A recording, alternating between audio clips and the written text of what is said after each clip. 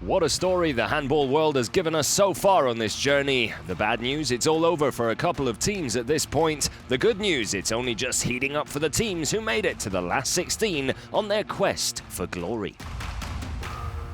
It's never easy to predict the outcome of groups in the VELUX EHF Champions League. In the case of Group A, it became an almost impossible task. With all eyes on Barca, PSG and Szeged, three powerhouses were battling for top spots almost until the very end. It was Barca who finally took first place and went through to the quarter-finals. The Spaniards have a score to settle with the final four after losing to Vardar in the second-half meltdown last year. They added Luka Cindric to the team and seemed highly motivated throughout the group phase, losing just one match. That defeat came against Szeged at the beginning of the season. The Hungarians missed their chance for the top spot with a decisive loss in Flensburg in round 13, but they remained undeterred.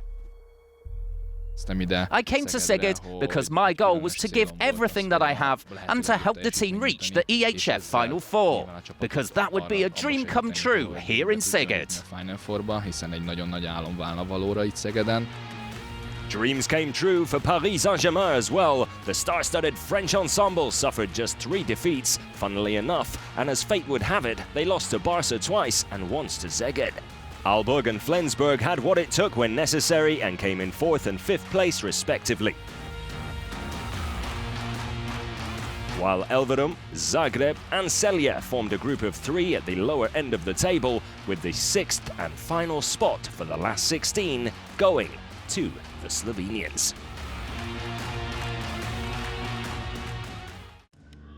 Top of Group B and reigning EHF Cup champions Kiel were one of the most dominant teams in the competition's history and climbed to top spot to regain the confidence needed to perhaps go all the way. They racked up some very impressive wins and coach Filip Jichan knows how they did it.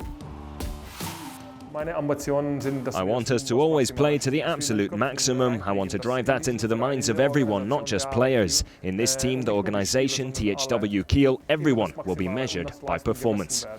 Performance was a key word for Vesprem as well. Last year's runner-up seems ready for another try. David Davis's team finished with 10 wins and could always rely on their balanced squad, and on this guy especially. Goalkeepers Arpad Sterbik and Vladimir Tsupara are 2 aces they have up their sleeve. It was a close race behind the 2 top teams, with little separating former champions Kielce and Montpellier, with both teams playing strong but not dominating throughout the group phase.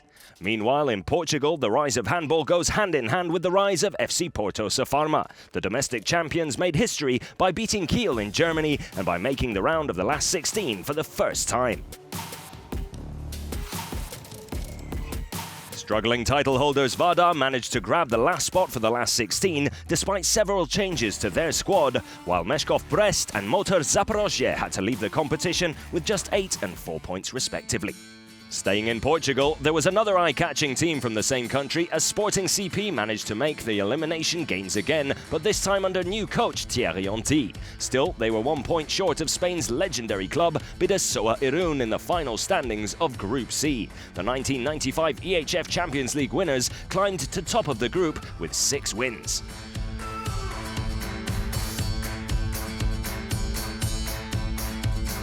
IK Severhof finished 3rd, losing to Sporting in a do-or-die game, and were out as Prejov, Cox and Eurofarm Rabotnik followed them out the door after 10 rounds of play.